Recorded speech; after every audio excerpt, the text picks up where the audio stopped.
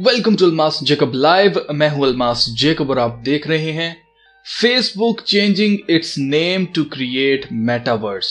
You can kind of think about the metaverse as an embodied internet, right? Where instead of just viewing content, you are in it and you feel present with other people, like as if you're in other places, having different experiences that you couldn't necessarily do on a 2D app or web page. 25 years probably something. I would think like there could be a whole brain interface. Like almost all the neurons are connected to the sort of AI extension of yourself. It would just be that more of you would be in the cloud, I guess, than in your body. The red pill.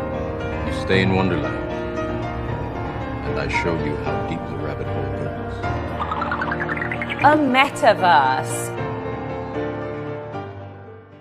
Metaverse क्या है? ये एक ऐसी virtual दुनिया है जहां लोग अपनी अलग पहचान बना सकते हैं जो रियल वर्ल्ड से यानी कि असली दुनिया से जुड़ी हुई होगी।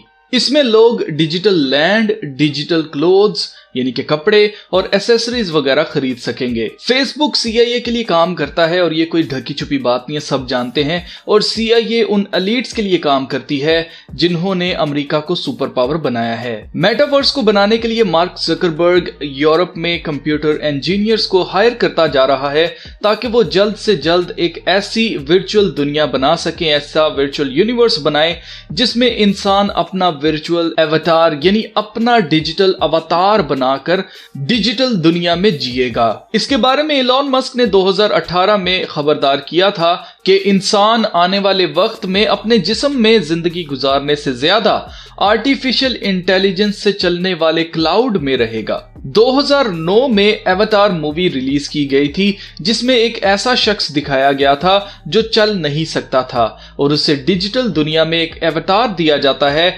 जिसमें वो चल भी सकता था, ना सिर्फ वो चल सकता था बल्कि वो दौड़ भी सकता था।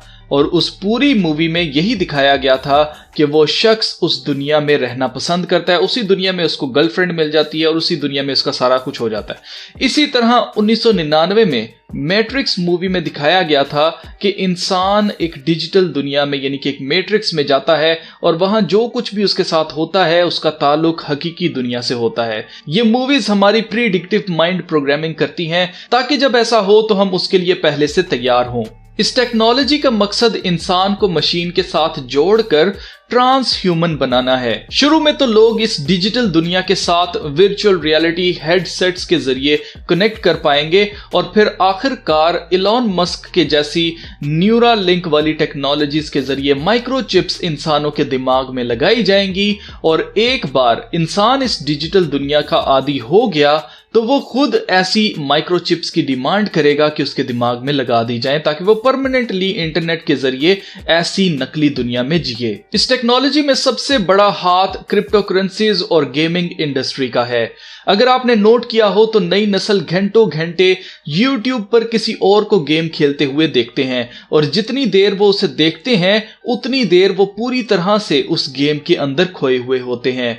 आप एक पल के लिए इमेजिन करके देखो, अगर इनको मौका मिल जाए कि ये खुद उस गेम के अंदर जाकर खेल सकें तो क्या ये बच्चे गेम से बाहर निकलना चाहेंगे? हरगिज नहीं। फोर्टनाइट बनाने वाली company epic games $1 billion invest कर रही है ताकि वो अपना मेटावर्स बना सकें। रोब्लॉक्स कंपनी अपना मेटावर्स बना रही है और वो चाहते हैं कि इनकी गेम्स को खेलने वाले गेम के अंदर जाकर गेम खेल सकें। दुनिया का जाना माना फैशन ब्रांड गुच्ची भी रोब्लॉक्स के साथ कोलैबोरेट कर चुका है जिसमें इसने इस साल जून के महीने में गुच्ची ने कुछ भी फिजिकल चीज नहीं बेची बल्कि सारी डिजिटल चीजें बेची और रोब्लॉक्स गेम खेलने वालों ने वो चीजें खरीदी थी। क्रिप्टो करेंसीज की मदद से इस दुनिया में रहने के लिए लोगों को रिवॉर्ड्स दिए जाएंगे और लोगों को लगेगा कि वो इस नकली दुनिया में रहते हुए असली पैसे कमा रहे हैं। अगर आपको याद हो तो मैंने बिल गेट्स की ID 2020 वाली वीडियो में आपको एक्सपोज करके बताया था कि माइक्रोसॉफ्ट ने ID 2020 के लिए जो पेटेंट रजिस्टर करवाया है उसका नंबर है 060606 और क्योंकि न्यूमरोलॉजी में 0 की वैल्यू नहीं होती है इसलिए ये 666 बनता है, यानी कि मार्क ऑफ द बीस्ट का नंबर बनता है। और ID 2020 एक ऐसी डिजिटल ID है जो बिल गेट्स चाहता है कि इस जमीन पर मौजूद हर एक इंसान को दी जाए और जो कोई भी ये ID 2020 लेगा उसे अपनी ह्यूमन बॉडी एक्टिविटी का डाटा एक माइक्रोचिप के जरिए माइक्रोसॉफ्ट को भेजना होगा जिस पर उसे cryptocurrency as a reward दी जाएगी। इस टेक्नोलॉजी में मेन चीज बाइंग और सेलिंग है, यानी इंसान का कुछ खरीदना और बेचना है। आजकल क्रिप्टो वर्ल्ड में NFTs का बहुत ज्यादा क्रेज देखा जा रहा है। लोग डिजिटल आर्ट के नाम पर लाखों रुपए की डिजिटल तस्वीरें खरीद रहे हैं। इसी तरह वर्चुअल वर्ल्ड में वर्चुअल लैंड खरीद रहे हैं, यानी लोग हकीकी दुनिया में जमीन खरीदने के बजाय नकली दुनिया में अपने असली पैसे पे करके जमीन खरीद रहे हैं। यहां से साफ जाहिर है कि हर नकली चीज को असली और असली चीज को नकली की जगह दी जा रही है। यह सब कुछ जानबूझकर किया जा रहा है, जैसा मीडिया हर अच्छी चीज को बुरा और बुरी चीज को अच्छा बना चुका है।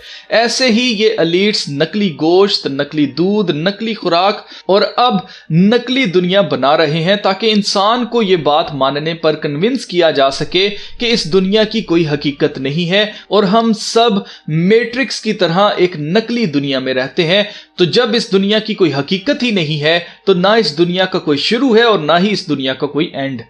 वही सेम मैट्रिक्स वाली माइंड प्रोग्रामिंग जो लोग इस नकली दुनिया के आदी हो जाएंगे वो आसानी से मुखालिफ मसीह की छाप ले लेंगे क्योंकि उनके मुताबिक सब कुछ नकली होगा। और मुखालिफ मसीह की छाप लेने से कुछ नहीं होगा क्योंकि ना इस दुनिया की कोई हकीकत है और ना ही कोई खुदा है जिसने इस दुनिया को बनाया है और ना ही वो हमारा हिसाब लेगा। फेसबुक कोई अकेला मेटावर्स नहीं बना रहा। माइक्रोसॉफ्ट अपनी जगह और एप्पल अपनी जगह अपना अपना मेटावर्स बना रहे हैं और इसको बनाने का मकसद इनका यह है कि अपने अपने मेटावर्स यानी कि अपनी अपनी एक यूनिवर्स बनाएंगे, अपने अपने प्लैनेट्स बनाएंगे और लोग एक मेटावर्स से दूसरे मेटावर्स में, जैसे यूनिवर्स होता है उसी तरह से मेटावर्स इसका नाम रखा हुआ है, दूसरे मेटावर्स में विद इन सेकेंड्स चुटकी बजाते हुए टेलीपोर्ट कर जाएंगे।